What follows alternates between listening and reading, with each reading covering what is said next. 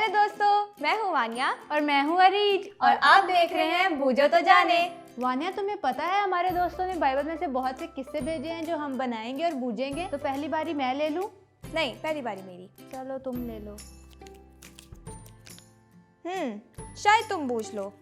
बनाओ तो सही। ये रहा तुम्हारा पहला क्लू।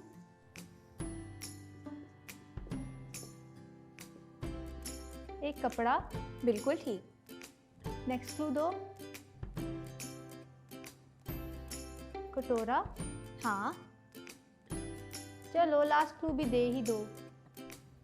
ये रहा तुम्हारा आखिरी क्लू। अब तो शायद तुम बूझ लो। हाँ, याद आ गए, ये बर्थमाई का किस्सा है। बिल्कुल ठीक।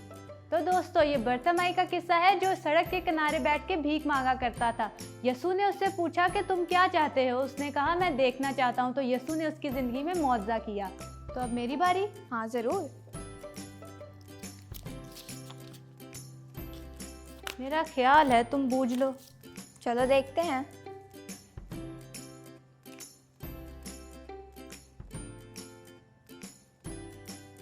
पौधे। हाँ, खेत। बिल्कुल सही।